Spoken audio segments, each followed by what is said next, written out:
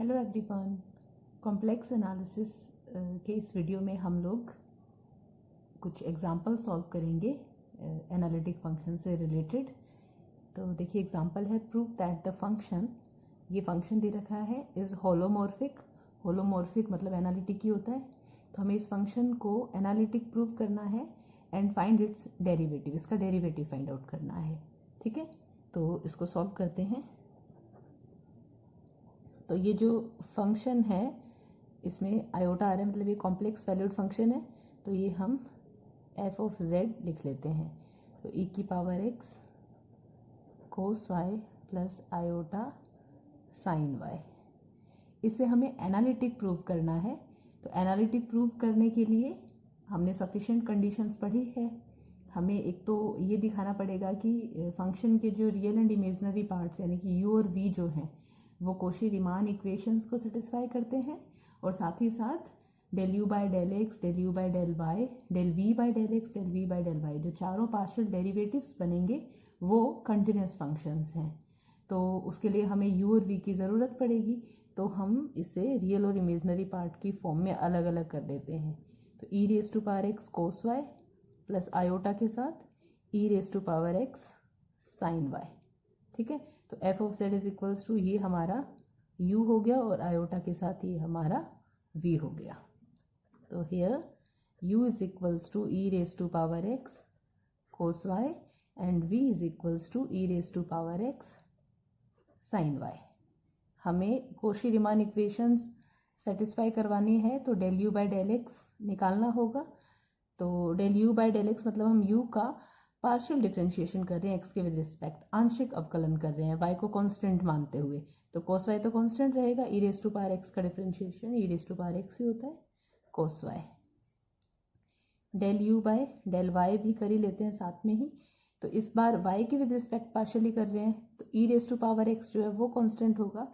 कोस y का differentiation क्या होता है, minus sign Y.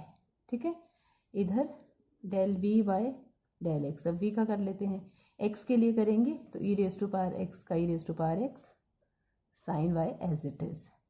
Del v by del y, del v by del y करेंगे तो e raise to power x इस बार कांस्टेंट रहेगा, साइन वाई का क्या होता है कोस वाई। ठीक है, तो कोशी रीमान इक्वेशंस में क्या होता है, del u by del x equal आना चाहिए del v by del y के। तो देखो ये दोनों इक्वल है, और del u by del y equal आना चाहिए negative of del v by del x के। तो इसमें माइनस साइन है, इसमें नहीं है, तो नेगेटिव के इक्वल है ना। तो here del u by del x equal del v by del y and del u by del y equal minus del v by del x. It implies Cauchy-Riemann equations are satisfied। Cauchy Riemann equation satisfy हो गई है। तो देखिए ये necessary conditions तक हो गया है, मतलब ये अभी तक जो हमने डिराइव किया इसके हिसाब से फंक्शन एनालिटिक हो भी सकता है और नहीं भी हो सकता। ठीक है, अब सफिशिएंट कंडीशन में था कि अगर चारों पार्शियल डेरिवेटिव्स कंटिन्यूस फंक्शन बन जाते हैं तो फंक्शन जो है वो एनालिटिक होगा।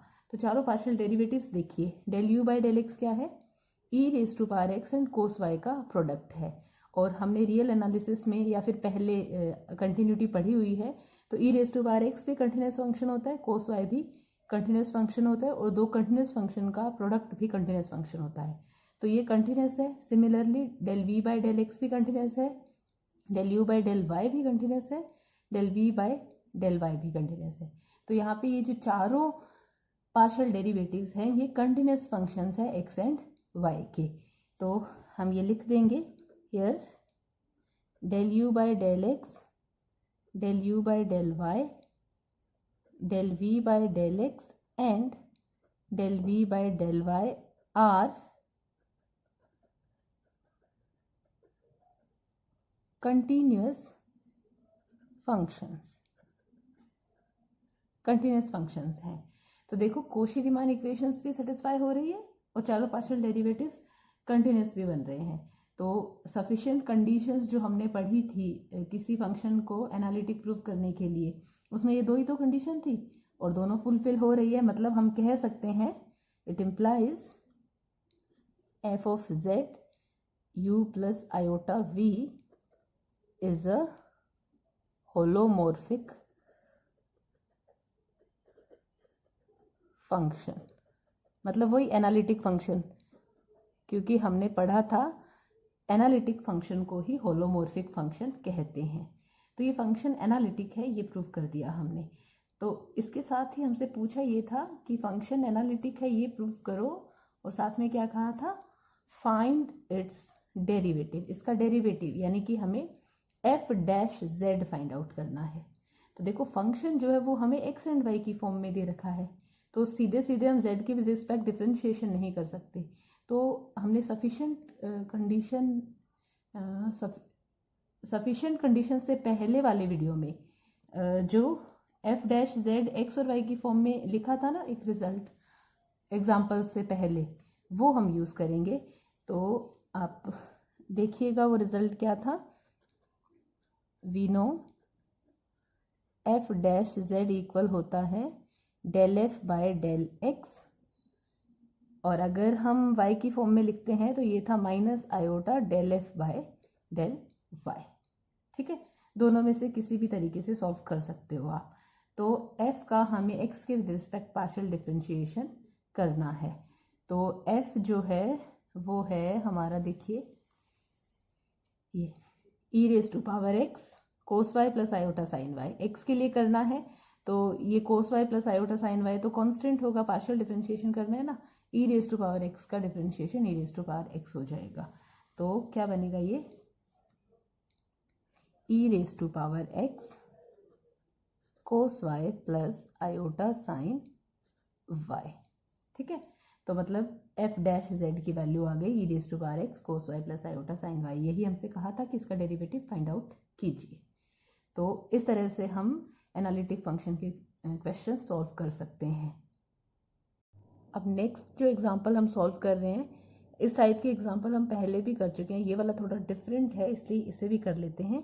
Proof that the function defined by, देखो ये हमें एफ ऑफ जेड फंक्शन दे रखा है, z नॉट इक्वल्स टू 0 लिखा हुआ है। z नॉट इक्वल्स टू 0 पे तो फंक्शन की वैल्यू ये है, और जब z बराबर 0 है तो फंक्शन 0 है। हमें ये दे रखा है is not analytic at origin. हमें ये प्रूव करना है कि ये फंक्शन ओरिजिन यानी कि z बराबर 0 पर,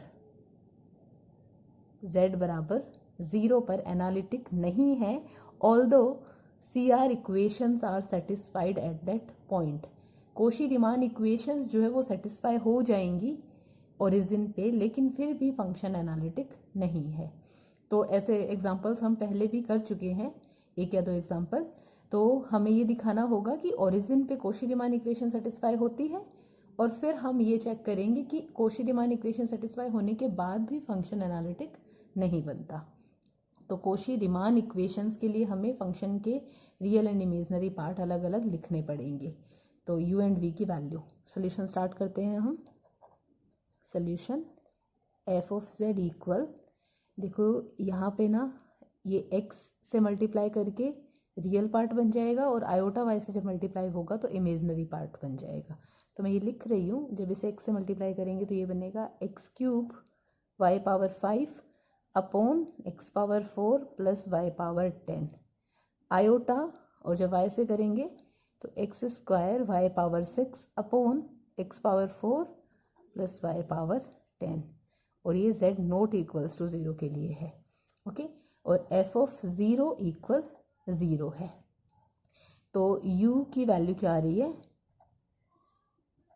x cube y power 5 upon x power 4 plus y power 10, and v आ रहा है x square y power 6 x power 4 plus y power 10। ठीक है, और यहाँ से देखो u00 जो है वो 0 होगा और v00 भी 0 होगा, क्योंकि z बराबर 0 मतलब x भी 0 और y भी 0। तो जब फंक्शन 0 है मतलब z बराबर 0 पे, मतलब इसके फंक्शन के रियल और इमेजनरी पार्ट दोनों 0 है। तो u00 इज 0, v00 इज 0। ठीक है, हमें ओरिजिन पे कॉची रीमान इक्वेशन सेटिस्फाई होती है ऐसा प्रूव करना है। तो वैसे तो आप सीधे सीधे del u by del x निकाल के और उसमें 0 पुट कर सकते हो, लेकिन वो फंक्शन थोड़ा सा बड़ा है तो थोड़ा सा लेंदी प्रोसेस होगा, इसलिए हमने पहले जैसे सॉल्व किया था हम वैसे ही इसे सॉल्व करेंगे। तो del u bye del x हमें ओरिजिन पे निकालना है। तो क्या था तरीका, limit x tends to 0 u(x0) minus u00 upon x minus 0, right. हमें u को x के लिए डिफ्रेंशिएट करना है पार्शियली, इसलिए हमने लिमिट x टेंड्स टू 0 ली है और x वेरिएबल का डिफरेंस लिया है। ओरिजिन पे चेक कर रहे हैं ना, तो x माइनस ओरिजिन पे x की वैल्यू, और ऐसे फंक्शन की वैल्यू x पे और फंक्शन की वैल्यू ओरिजिन पे, राइट। तो अब वैल्यूज पुट करते हैं। देखो u(x0) ये जो फंक्शन है हमारा, ये u जो है एक्स वाई का फंक्शन होता है, तो x0 मतलब y बराबर 0 रखेंगे। तो जब y बराबर 0 रखेंगे तो क्या होगा, अपोन में तो x पावर 4 बचेगा, लेकिन यहाँ पर ऊपर y की वैल्यू 0 होते ही ये 0 हो जाएगा। तो limit x tends to 0 0 minus ये 0 है अपॉन x, यानी कि आ गई वैल्यू 0। तो ओरिजिन पे del u by del x आ रहा है 0। अब del u by del y निकाल लेते हैं ओरिजिन पे। तो limit y tends to 0 u0y minus u00 upon y minus 0, limit y tends to 0। तो u0y की वैल्यू यहाँ पे हमें x को 0 रखना है, तो अगेन वही होगा, x को 0 रखते ही 0 हो जाएगा। तो 0 माइनस 0 अपॉन y यानी कि 0। सिमिलरली हम del v bye del x भी निकालते हैं ओरिजिन पे 0 पे। देखिए ये मैं ऐसे लिख रही हूँ एट पॉइंट 0 ओके। तो क्या बनेगा, limit x tends to 0 v(x0) minus v00 upon x minus 0। तो ये है limit x tends to 0 v(x0) की वैल्यू, ये है x² y पावर 6। तो जैसे ही हम y को 0 रखेंगे v की वैल्यू 0 हो जाएगी। So it will be 0 minus 0 upon x equal 0। Similarly del v upon del y निकालते हैं हम मूल बिंदु यानी कि ओरिजिन पर। तो क्या बनेगा, ये limit y tends to 0 v0y minus v00 upon y minus 0, limit y tends to 0। जैसे ही v0y निकालेंगे मतलब v की वैल्यू में x को 0 रखेंगे, अगेन वैल्यू 0 आ जाएगी 0। तो ओरिजिन पे क्लियरली हमें दिख रहा है कि here at 0 origin del u bye del x equal है del v bye del y के, and del u bye del y equal है minus of del v bye del x के। मतलब f ऑफ z जो हमारा function था satisfies CR equations at origin. Function origin पे Cauchy Riemann equations को satisfy करता है। ठीक है, अब हमें आगे ये प्रूव करना है कि फंक्शन ओरिजिन पे CR इक्वेशंस को सेटिस्फाई करता है लेकिन फंक्शन एनालिटिक नहीं है। तो पहले जैसे किया था वैसे ही करेंगे, हम f' z निकालेंगे। अगर डेरिवेटिव एग्जिस्ट नहीं किया, यूनिक नहीं हुआ, तो फंक्शन एनालिटिक नहीं होगा। हमें ये ओरिजिन पे ही निकालना है, तो बेटर होगा मैं इसे ऐसे लिख दूँ f' z at z equals to 0, या फिर मैं इसे ऐसे लिख देती f'0। ठीक है, क्या बनेगा, limit z tends to 0 f of z minus f of 0 upon z minus 0, limit z tends to 0 f of z f of z की वैल्यू थी एक्स क्यूब में x square y power 5 x plus iota y upon x power 4 plus y power 10 minus f of 0 0 है upon z. Limit z tends to 0।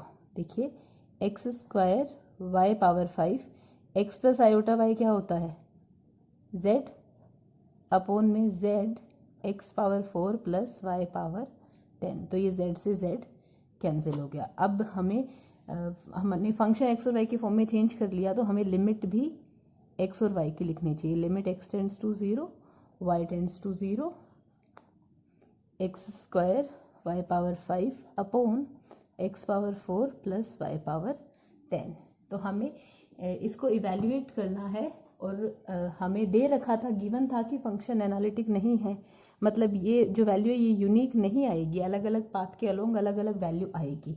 तो पहले हम जो हमेशा करते हैं, पहले भी किया था, लेट z टेंड्स टू 0, मतलब इसका मतलब हुआ x tends to 0 and y tends to 0 along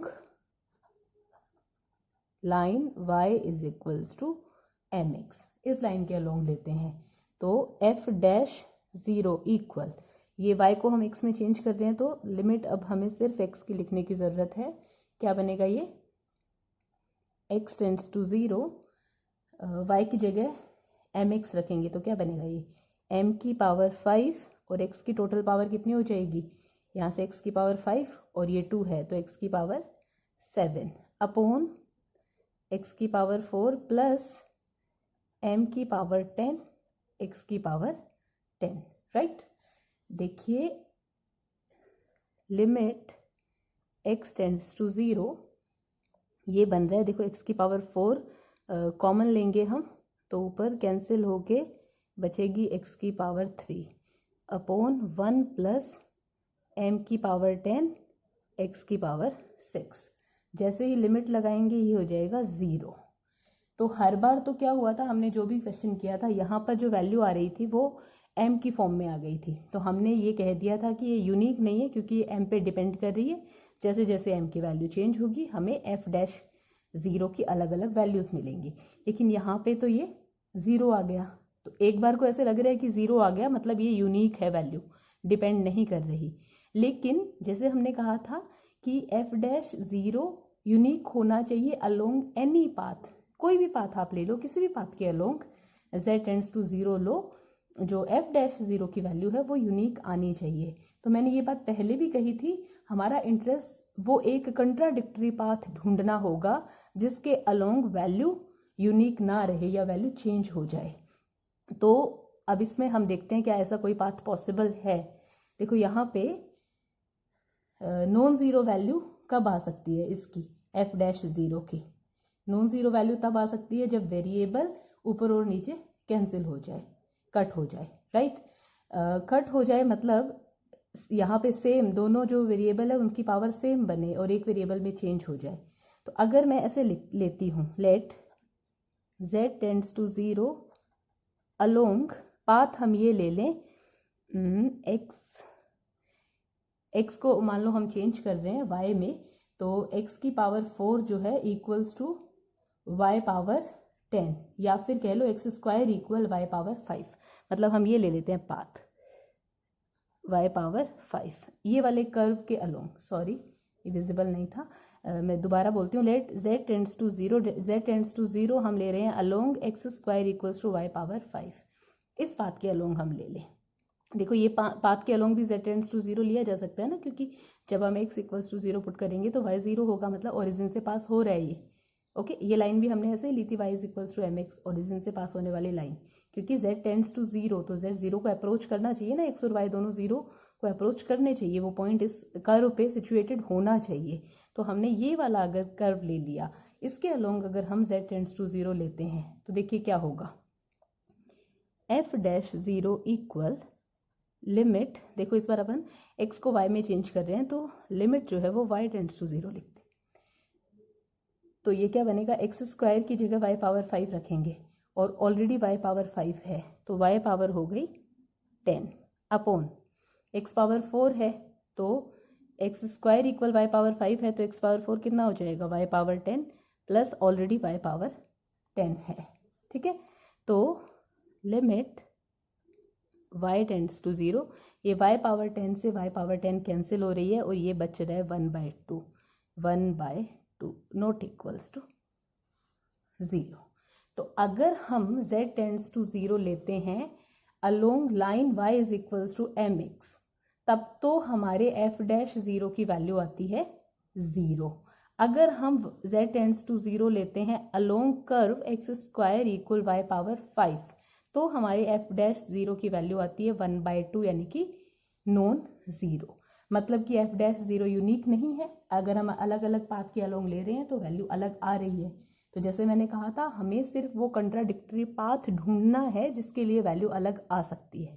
तो यहाँ पे हियर